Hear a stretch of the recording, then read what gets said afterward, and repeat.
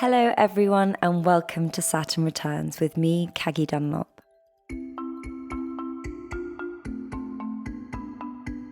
This is a new podcast that aims to bring clarity during transitional times where there can be confusion and doubt.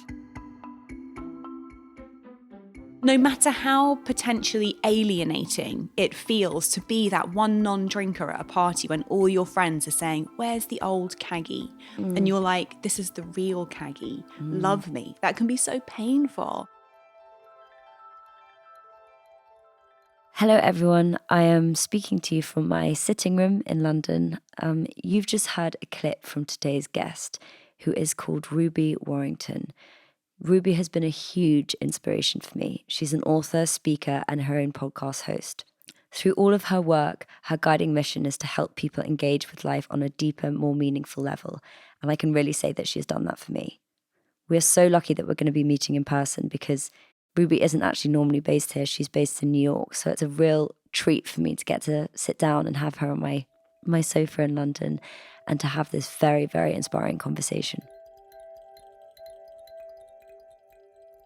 Before we get to Ruby, we're going to check in with our astrology guide, Flo Devereux, who's going to be dropping in throughout the series to help explain a little bit more about what Saturn returns means.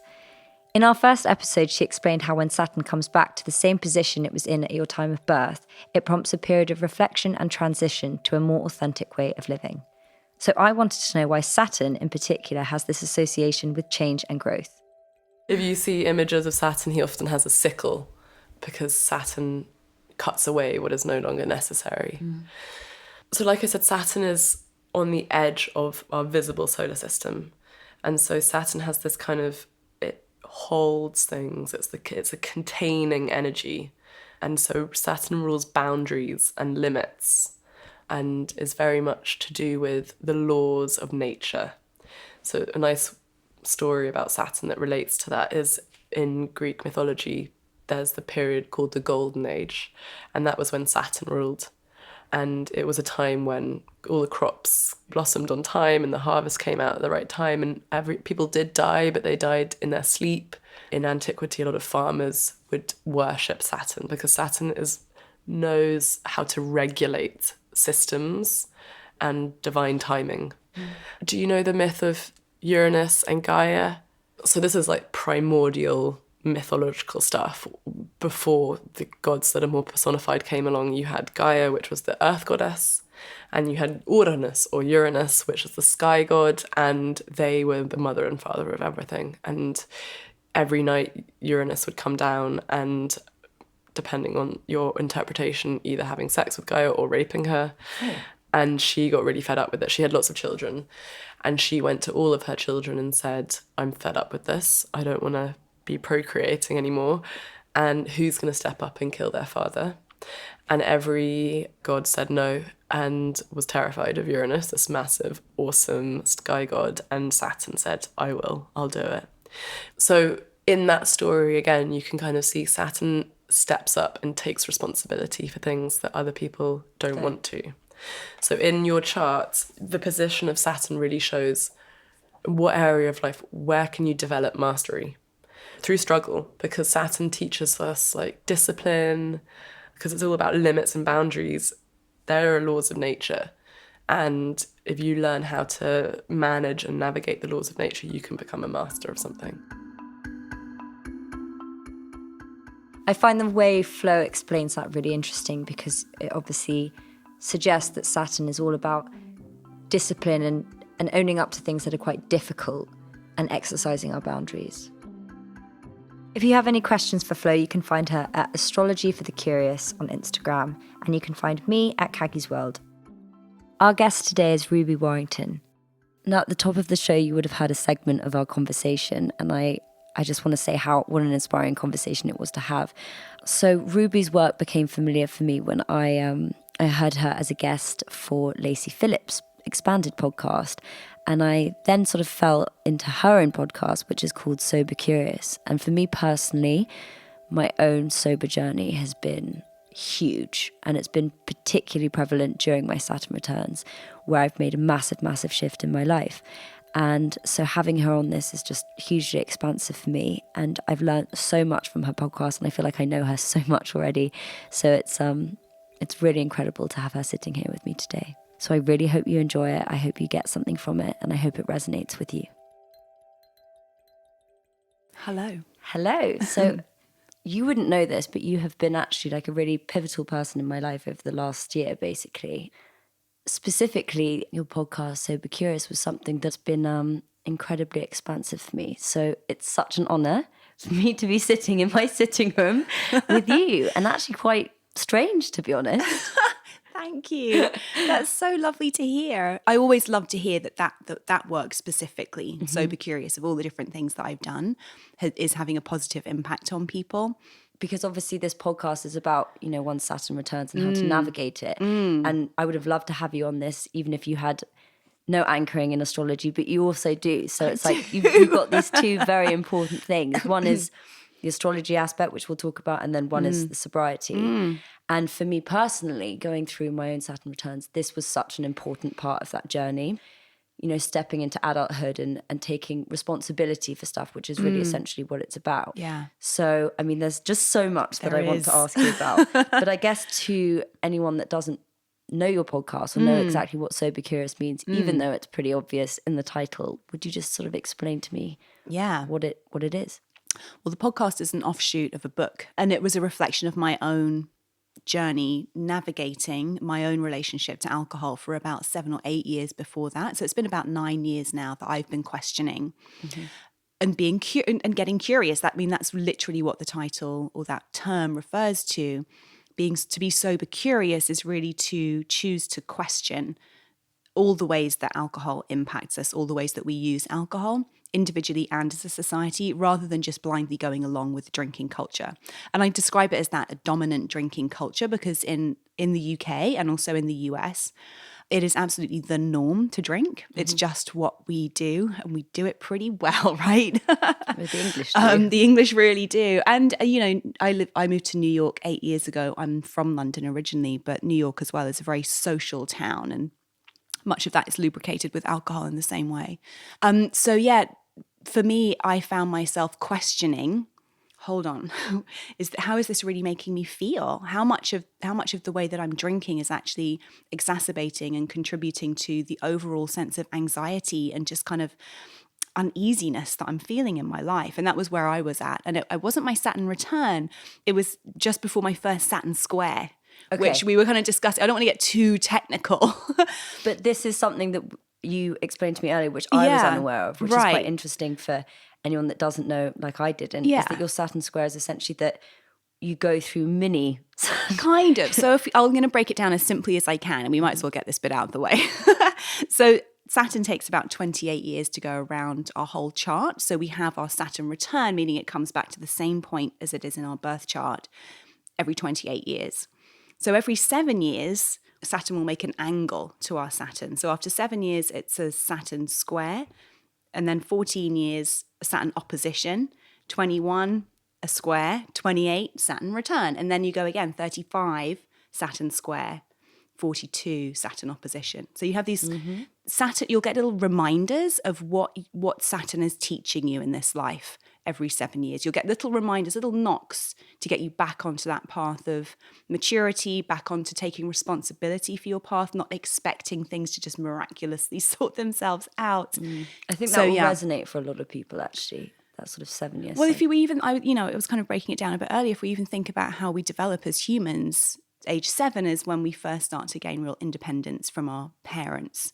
Age 14, we're going through puberty and we're really looking for no, I want to live my own life, thank you. 21, that's the legal drinking age in the US, and it kind of reflects our coming of age into adulthood. And then, as you say, 28 is often when we have, it's a lot of time when people will think about taking on more responsibility at work, or maybe they're thinking about settling down, starting families, those sorts of things. And you can see how transitional all those times are, looking back, and also how painful often they are. Often they can be. The pain, the way I see it, the more resistance we have to whatever responsibilities we're being asked to pick up and carry on.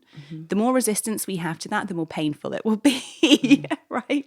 Yeah, Yeah. something to take note of. So my sober curious, it was a bit before my Saturn square. I guess I was maybe 33, 34 when I really started to question it. But yeah, And before then you hadn't? No, I'd had a very, from my kind of teens into my even college years, I didn't drink. And that's a whole other long story. I was in a really abusive, very controlling relationship with a guy who basically banned me from drinking alcohol. So in a way, alcohol helped me get the courage to get out of that relationship because I started drinking here and there with a friend in college, and it sort of gave me the courage in a way to just walk away. And that was around age 21. So that was a Saturn Square moment. And then I kind of, I started working in journalism, which is quite a boozy, social field. And I really loved drinking. I was a good drinker. Like, I would never black out.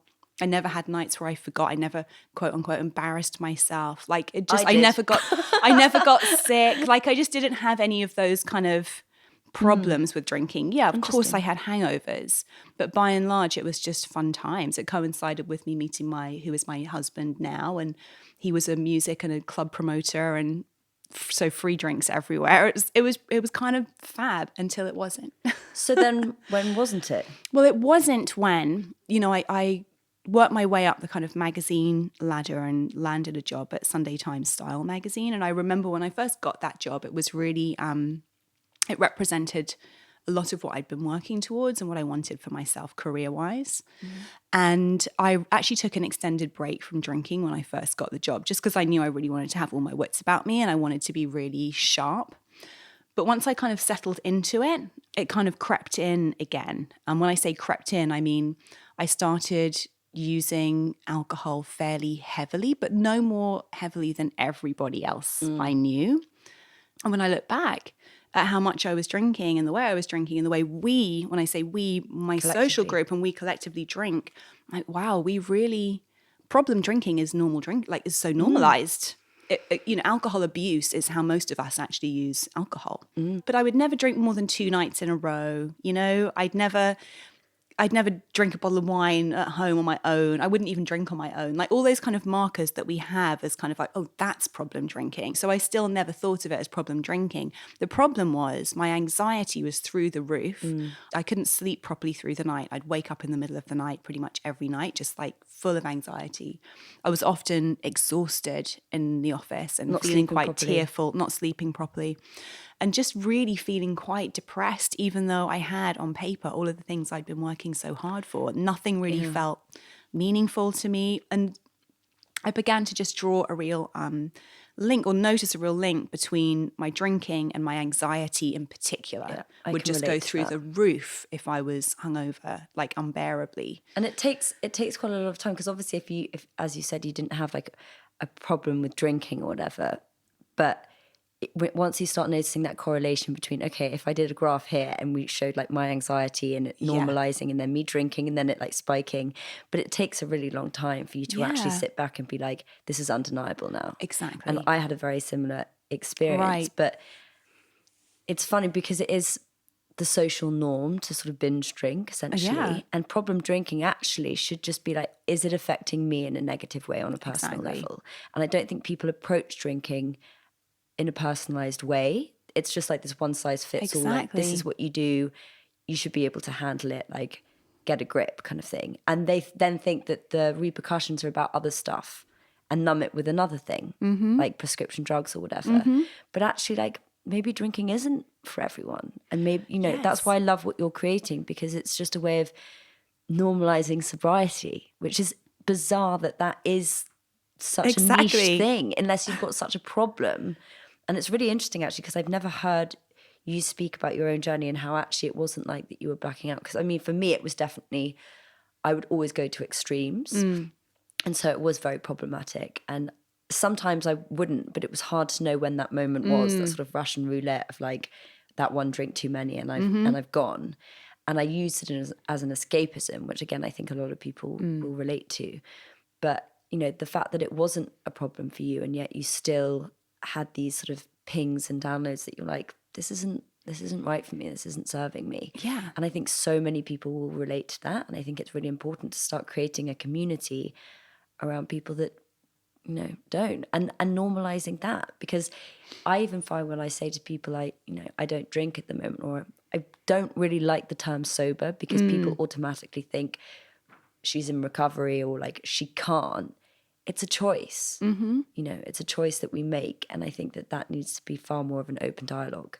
Yeah, you made a few really interesting points there. The first one, people ask me, why did you write Sober Curious? I mean, ultimately I wrote it because actually once I started talking about my own struggles or my own conflicted feelings about alcohol openly, all of a sudden it gave loads of other people permission to go, oh, you know what, me too, and can we actually talk about this? And so I wrote it for that. But the wider mission is really, I've realised, to make it as normal not to drink as it is to drink. That feels to me like it would really even the playing field, because I think the other really important thing you said, alcohol is not a one-size-fits-all substance. And there are so many different things that play into that, from our biology, like our bodies are all different. We all process alcohol differently. Our upbringing and what we've kind of learned about drinking and what we've learned about drinking culture, but also our psychological state, and also the kind of the community that we're part of. All these things can have a huge impact on how alcohol affects us.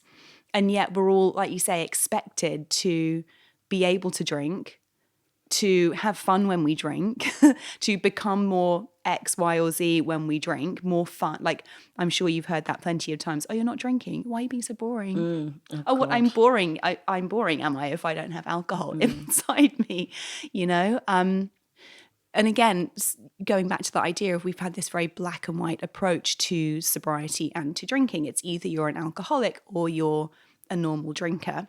And I think it's just that there are many, many shades of grey in terms of alcohol addiction and alcohol dependency, and as many shades of grey as there are human beings even. Yeah. And ultimately, this is really about the reason I encourage people to ask questions, and the questions can get very deep and soul-searching. People don't want to go there. People don't, but ultimately this is, knowing ourselves and knowing what works for us is what this is all about. It's not about saying alcohol is bad or evil, or it's bad to drink, or you're weak if you drink, or any of those things. And it's not about judging anybody else's drinking choices.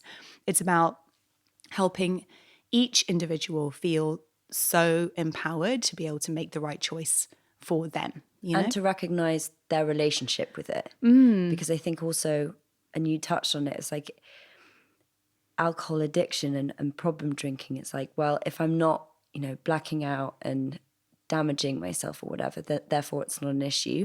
But I definitely know people that I can just see that it might not be now, but give that 10 years and let that develop, and you can just see it's like it's a dependency that's not healthy. And I think that's something that isn't, people don't watch. And I do think with alcoholism, I mean, this is a quite not dangerous thing to say, because a lot of alcoholics, I'm not belittling the illness side of it at all, but I do believe that if you start approaching a relationship with it and really looking at it and looking at what it's giving you, or what it's numbing for you, whatever that void may be, you can get a grasp on that early and not allow it to be something that gets so out of control that you literally have to remove it entirely from your life. And it becomes this monster that you have to deal with daily. Yeah, that's really well put. I think the biggest sober curious kind of question of all is, why am I using alcohol? And it came up for me with a friend recently. It's really interesting to have watched pretty much all the people I'm close to now are sober curious. And not because I'm going around telling them you should quit drinking, you've got a problem, or anything like that. People are just genuinely curious, and they've seen the positive impact that it's had on my life. And they're like, okay, yeah, maybe we can, actually I'm quite looking forward to hanging out with you tonight. It means I don't have to drink. Now that's more like, whereas I used to get, oh, you're being boring. Now I get, oh, good, I don't have to drink tonight. It's a relief. Exactly. They're like, I'm seeing Ruby, therefore like. Exactly, I can have a night off. That's cool. Yeah. And that's awful though, that people still at this age feel like, oh God, I'm going out, I'm going to have to, even if they don't want to. And I think it's amazing for people to stand up and be like, you don't have to. And this is like my experience, and hopefully inspire them to be like, actually, I'm not going to. Exactly. But yeah, I was speaking to a friend about it, and she was kind of like acknowledging, she's like, I've been able to notice now that I mainly used alcohol to kind of keep other people happy. because it was expected of me. You know, her family are very like jovial drinkers and they all love to get together and have a good old knees up. And she became, you know, the version of her that was expected in those scenarios. So for her, it's been quite a relief. She's like, oh, now I just don't have to do that. Hard, absolutely. Whereas I acknowledged I was mainly using it to change the way I felt. Right. I was using it to feel more confident or to feel more relaxed. And I think when you're using it to change for an emotional reason, it can actually be trickier. There's slightly more to navigate there, but still very difficult if your family, if your colleagues, if your partner is a drinker and you drink together, it can really... Well, it's that thing of ceremony, like we said. Yes, yeah, it's absolutely. Like, you know, in the its ritual. Sort of original format, that is what it is. So there's a bond there. Okay, there's two things that we just sort of touched on. There's the friendship aspect that, you know, it's part of the role you play in that community that you have of those friends. That's one thing I found incredibly difficult because I was playing that role. Yeah. And that sort of version of me that, you know, whenever you change, you have to accept that certain people might not be in your life as you do, sort of like an up-leveling. And there's an isolation in that process because then there's a space between where you were and where you're going to be and the people that are going to come and be around you. And that was for me a constant like back and forth because I didn't want to feel isolated or alone. And I didn't want to be that person that was like, I'm not drinking. They'd be like, oh, Caggie's being boring. We want like old Caggie. And so I was torn between like what I knew in my soul and like old Caggie and that person that I'd created, that I'd spent a decade forming, that validated me, but it was causing me so much upset on another level that I had to shed it.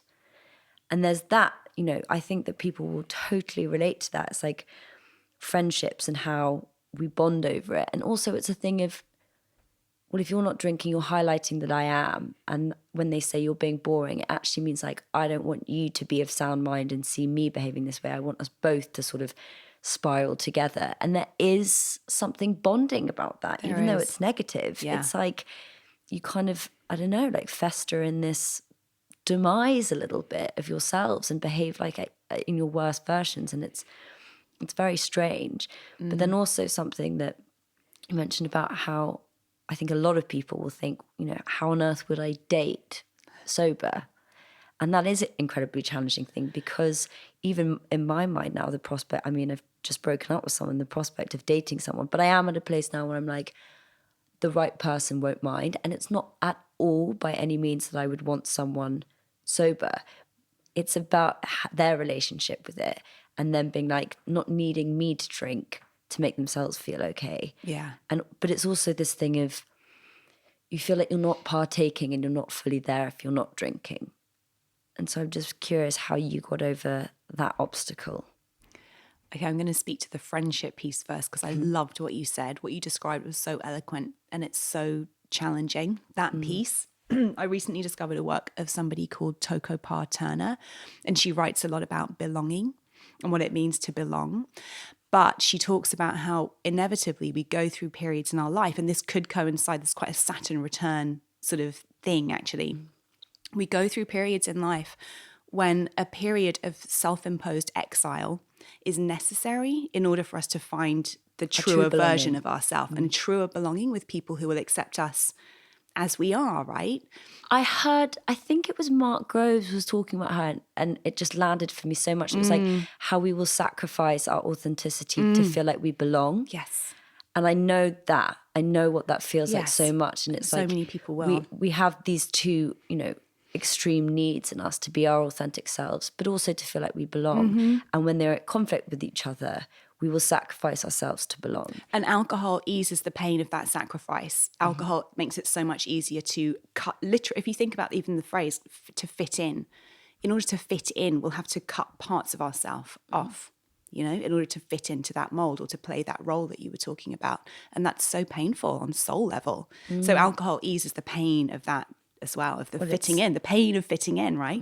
It's so deep. I love it. Sorry, I feel like I interrupted you a little bit on that thing about getting to your authenticity. You exile yourself. I do want you to expand a little bit on that, because I do think I think some people will get to a point where they're doing it, they're on that path, and then they're like, this is too painful because I'm alone. And also I think there's this sort of misconception that if you go sober, you're not going to have pain, or like you're not going to feel bad things. Like if you've got to a point where you're associating drinking with pain and that it's causing you upset, then you're like, well, I'll go sober and I won't. But of course, like, it's almost like a deeper kind of pain, because you're having to really look at and feel those feelings that you've been numbing for however long. Absolutely. So on the point of exile, we have such a deep human need to not be alone. Like, it speaks to our deepest fear of being literally cast out of our family and left alone kind of in the forest to just perish because we're too much to carry, or we're not contributing something useful. So we have this huge need and desire to belong, but not to fit in. It's not about fitting in, right? But true belonging is about really, like I touched on, finding a community where we really feel like we're appreciated for exactly who we are. And it can take time, but recognizing that you're doing something to fit in is the first step. On the piece about the period of potentially feeling a little lonely or feeling like an outcast, there's so much. This is when we really need to cultivate trust, that when we're following what is true for us. Trust in ourselves, trust in our path as well, and trust that the more we radiate the energy of our true authentic self, that will attract people who resonate with that to us. And it's the trust muscle that we have to start The trust muscle. not only activating it because it's always active, but following it and Yeah, then believing seeing how it it unfolds. and believing in it, exactly, and trusting. that No matter how potentially alienating it feels to be that one non-drinker at a party when all your friends are saying, "Where's the old Caggie?" and you're like, "This is the real Caggie. Love me." That can be so painful. And also the going home, like at a point where everyone's sort of getting to that drunken phase and like silliness and being like, I'm going to go home, and going home alone. Like, there's so much pain in that. Oh, there is. There's so much isolation, but you have to go through those experiences. And you know what? You're closer to yourself in that experience than you would be if you stayed out. And this is also about cultivating a much closer relationship to yourself.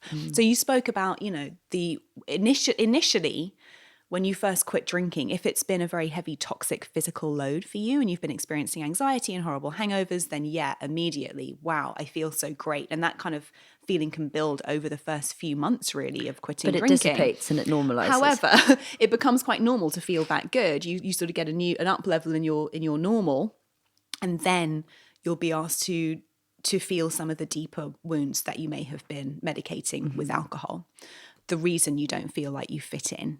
The reasons that the deeper whys that you're using alcohol. Why do I feel like my family only love me when I'm playing this role? Why do I only feel confident enough to date when I am slightly drunk? What am I really using this for? So that's when the deeper kind of self-work comes in. And actually we have to do that work on our own.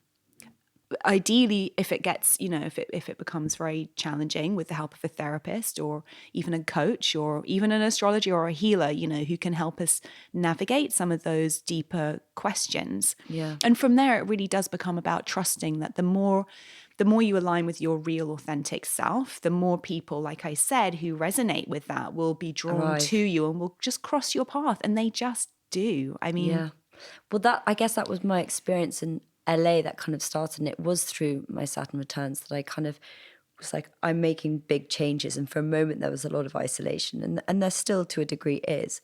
But people just started arriving in my life that were just more like-minded. And I think for people listening, a way of navigating that is that in the same way that anxiety feels like, for me, it kind of feels like bad pins and needles, and it kind of is in the back of your neck, and that sort of like prickly feeling of something's off. Yeah.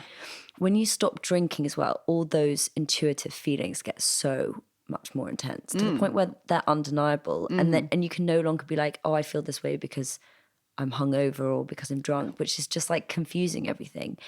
And then when you start having that and activating that and trusting it, it becomes very clear who's supposed to be in your life and who's not. Yeah. But there's also a lot of pain in that because our minds are also so conditioned to be like, well, you know, this works with like how I've been brought up socially, or what sort of group I should be in, or what sort of boyfriend I should have.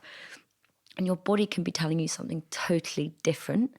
And trust, there's one thing at the moment I'm finding incredibly hard because my mind is still like replaying certain narratives, not necessarily about the drinking, but just about like how I should fit in or how I'm supposed to. Whereas my body is telling me often something slightly different.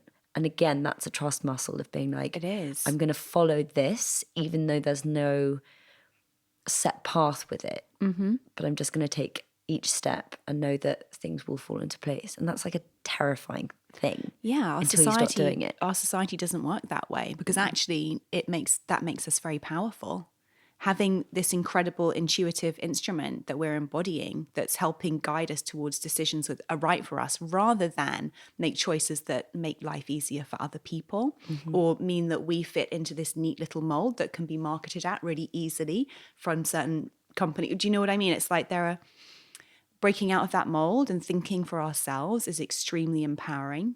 And it goes against everything society wants because it means we're no longer a predictable entity. We could do anything. And that's what's great.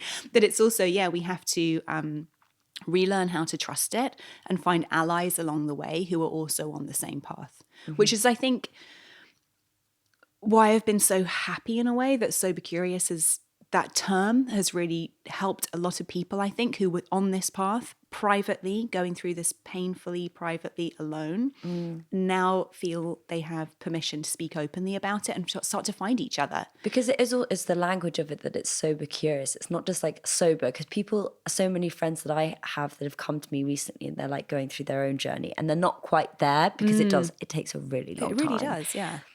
And then I've said to listen to it because it's like the fact that it's curious, it's like you're not committing to anything. Yeah. And I think that's what it's about as well. It's like you're not having to completely erase something from your life. It's just about being curious about the alternative option, really. Exactly. And getting really educated. This is an extremely toxic, psychoactive drug, one of the 5 most addictive substances on the planet. And I've just been using it without questioning it.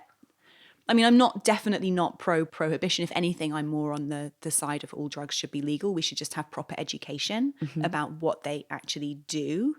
But again, that's kind of a whole other conversation.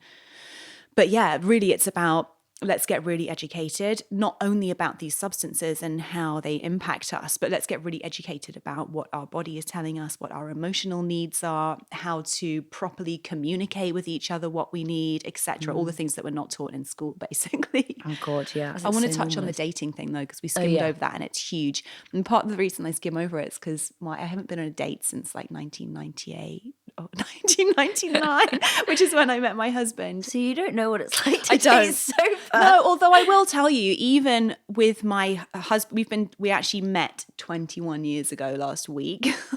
But going on our first sober date together was so awkward. And it was probably about 10 years ago. Like, when I first started experimenting or getting curious myself, I would say to him, maybe this Friday night, let's do something else. And I think we went to the theatre or something, which just felt so grown up to me at the time. It's like, we're going to go to the theatre and not to the pub. And it kind of felt really awkward. We knew each other so well by that point. We've always had a real sort of soulmate connection. But I felt like a teenager. And I realized I felt the way I would have if I'd have been 14, which is around the age that I started drinking. That part of me hadn't developed. The part of me that's like, how do I act around boys without alcohol? Because I'd been using alcohol in all of my kind of romantic situations. I mean, I then said I went on to have a relationship with someone who kind of banned me from drinking. So that was a whole other thing. But we sort of had to relearn how to talk to each other and how to laugh and have fun. And now he doesn't drink at all either. And we have actually, I would say we're actually closer and we have a more intimate and trusting relationship than we ever have, which is amazing. But it definitely wasn't without its own kind of uncomfortable parts. Yeah. Yeah, because I guess like people, it gives you Dutch courage and it sort of eases the sort of awkwardness of dating, which is always there anyway. But I also think looking at it, I had an experience quite recently where I met someone at the pub for a drink who was someone I had dated a while ago, well, not even that long ago, it was like a year and a half ago.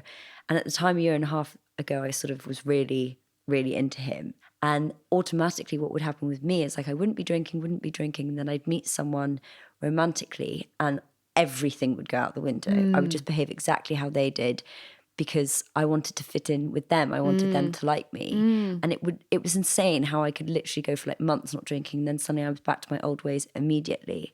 And I did that with him, and I noticed, I was like, you know, it's not a good sign. But this time when I went to meet him, I didn't drink, and we had nothing in common. It was really awkward. We had nothing to talk about. But afterwards I was like, I'm not interested in that person. Good, we have see? nothing in common. Exactly. And that's totally fine. Yeah. But like before I would have been like, well, I'll drink to it and I'll then, you know, go out with him and go and do things that I don't want to do, that don't fit with who I am anymore. And it was so liberating to be like, yeah, he's like a gorgeous guy, but we're not, you know. We're not compatible. We're not compatible. Because, yeah, if you'd have had a drink with him, maybe you'd have snogged him, whatever. Maybe then for the next few weeks, you'd have been in this weird texting thing, this weird battle with your intuition of like, do I like him? Does he like me? Like all of that mental anguish when you're just not compatible, and that's fine. Yeah. So, yeah, I think that, you know, a friend of mine, she's always like, you wouldn't get drunk on a job interview. And if you're if you're dating to potentially meet someone you want to have a relationship with, getting drunk in that situation, you're not finding out what the deal is on their end. You're not presenting your best or true self necessarily. So it's just a bit of a false economy. Yeah, exactly. 100%. Well, I mean, I would say from when we start drinking at quite a young age, it's sort of contradictory to everything we've been saying, but there's so much of it that allows us to be ourselves. And that I think we develop this association with alcohol that I'm like, well, I relax more, I let my guard down, and that I am a bit more authentically me. So what would you say about people that are like struggling with that? Because it is this sort of contradiction, really. Well, the piece to know about that, and it comes up in the dating piece as well, what alcohol very specifically does in our brain is it switches off the part of our brain that monitors what other people are thinking of us. So with that piece of our brain disabled, we feel like it's okay to be ourselves because we're no longer worried about what other people are thinking about how we're behaving. The key is to find ways to be that self without having to put a toxic chemical into your brain that could cause addiction problems later in your life. And how do people do that? Well, multiple different ways, by putting yourself in those situations without alcohol and realizing if I don't feel comfortable being myself around these people, these are not my people. Right? Brene Brown talks about something that I found very interesting, because I think my whole life I've wanted everybody to like me. And when people would say things like, not everybody's going to like you, it would fill me with fear. I'd be like, but everyone has to like me.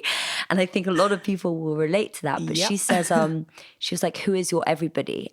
She was like, be very considerate about who your everybody is. And of course, we all think everybody is everybody. Especially in social media world. Exactly. But if you actually just think about what your values are and what you stand for and what makes you you in your best form, and then pick your everybody based around 5 people that inspire you, whether they're people you know or you don't know, and then relating your behavior to like, do I care what they think? Not what like the idiots down the pub think that aren't going anywhere with their lives. Like, what do those people that inspire me and mean something to me think of my behavior? And I think that's quite an interesting way of like helping people with that need for fitting in and validation. Yeah, and for the need for belonging and for feeling like it's okay to be myself. And of course, there are so many things that can impact our ability to feel confident to be ourselves. And one of the, you know, I shared earlier that I used alcohol to be more confident, to be more extroverted. And in a way, I can be that person when I'm around people that I completely trust. But it's taken me a long time to realize that, because for so long I had been outsourcing my self-confidence to alcohol. So when I removed it, I felt like I was petrified that I would be totally introverted, wouldn't never ever know what to say, would never be able to get on the dance floor, like all these things I kind of thought that alcohol was helping me to do. But ultimately, and this has been one of the biggest, I call it the confidence paradox, I feel so much more confident without alcohol because I know exactly who I am. I know exactly what's coming out of my mouth. I know exactly if this conversation is pissing me off, I'm just leaving. Bye. Like, And no. also, you're quicker as well. Yes. And you're so conversational yourself. You're also like fully present because you're not sitting there being like, okay, where's my next drink? Like what? Because that becomes like the aim of the evening often. And then it's like, oh, I feel better, more confident. But to the other person you're speaking to, yeah, you don't care what they think anymore because that part of your brain shut down. But they probably think you're an idiot. Do you know what I mean? Whereas if you're fully in yourself and fully engaged and present in that moment, they're going to think you're great. And if they don't, then like, so what?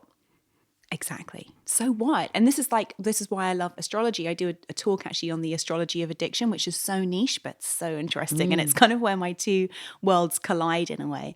But one of the reasons I love astrology is that in learning to read our own birth chart and to understand our kind of cosmic factory settings in a way, we can see where our confidence might have been knocked. And we can see where we actually have gifts that we can lean into if we sort of develop other parts of ourselves and put ourselves in situations or choose a path for ourselves that actually supports who we truly are. Astrology is an amazing tool for self-awareness and self-discovery in that sense. Because again, you know, if you look a certain way in the kind of society that we live in and you have a certain kind of a family, there are so many expectations about, like you said, the kind of relationship you should be in, the kind of job you should do, the kind of clothing you should wear, what shape your body should be.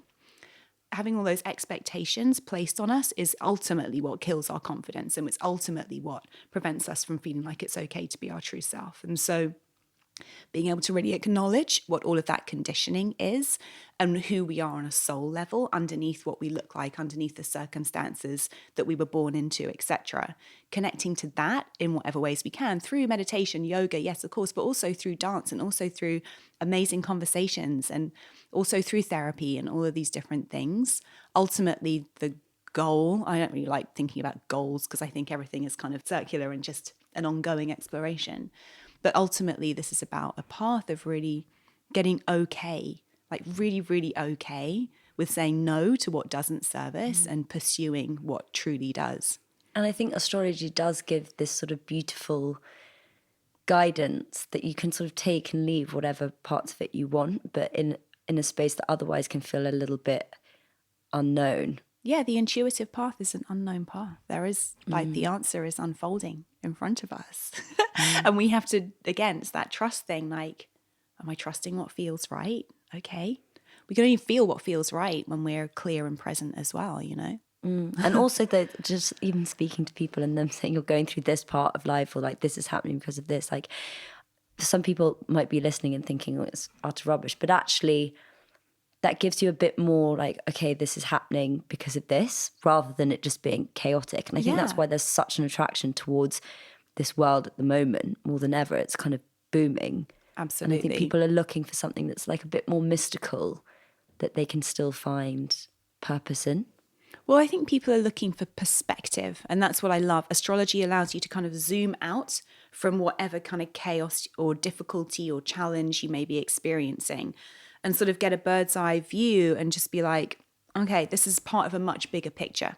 What I'm experiencing now, no matter how challenging, is a small part of my life, you know, and in the grand scale of what I'm here to experience in this life, this is just a small kind of bump in the road, and I'm going to get through this. And I think astrology really helps provide that. Particularly, we don't necessarily turn to organized religion for that anymore, but we used to, society, when I say we, society used to use organized religion for that same function. Well, we still have an innate need for something spiritual in our lives. And I think that there's just a movement that's going towards this as, you know, people aren't perhaps connecting to the traditional religious formats as they used to. Exactly. But it's giving us the same, it's fulfilling the same need, like you say, which is this need to understand that our lives are part of something bigger and that we are actually all connected in a bigger way than we can actually see in our day-to-day lives. 100%. Well, I mean, this has been such a beautiful conversation for me to have, and I'm so, so pleased that you we're here. I mean, also, we'll just explain to the listeners, we were supposed to have someone else come on who's going to be doing it at a later date. And I just was sitting in the bath and I knew that Ruby lived in New York, and I just suddenly had this feeling, message her because she's going to be in London next week. And you were. And so I'm so happy that we got to do this and sit here in my sitting room and that I got to have this conversation with you. So thank you. Yeah, me too. And that's a great example, isn't it, of when intuition calls, let's follow the call. Thank you for having me.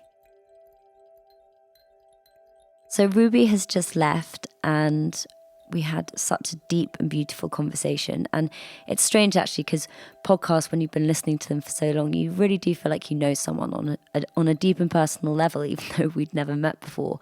And I must say the conversation was just incredible for me. I've had that conversation in my head so many times, and we really went in on some quite, complicated stuff. And she was so open and honest about her own experience, especially talking about her abusive relationship and how that stopped her from drinking, and then how, it began to be a way of her being herself. And I think that that's something we can all relate to. Also about how alcohol shuts down the part of your brain that makes you care what people think. Again, something that we probably know, but actually hearing that it really does do that on a physical level is just fascinating. And when we talked about dating and friendships and how, this journey that you go on if you do make these decisions to get sober, how it brings up stuff on quite a deep level, and just having that conversation with her and having that realization that it's normal and that things that I'm experiencing are, part of this process was very comforting for me. I guess a lot of what mine and Ruby's conversation was about did make me reflect on what Flo said at the top of the episode about Saturn ruling responsibility, boundaries and limits, because so much of it was about confronting things in ourselves that are quite difficult and painful, and really having to own up to the truth of who we are. That can be a difficult transition to go through, but it's a necessary step. If you want to hear more about what Ruby has to say, you can find her on Instagram at Ruby Warrington and listen to her podcast and read her book, which are both called Sober Curious. Saturn Returns is a Feast Collective production. The producer is Hannah Varrell and executive producer is Kate Taylor. I really hope you enjoyed this episode. For me, the aim of this podcast is to unify us in a time that can be quite challenging and difficult and feel isolating. If you did enjoy this podcast, I would love it if you could share it with someone you think might find it useful. So until next time, thank you so much for listening, and remember, you are not alone. Goodbye.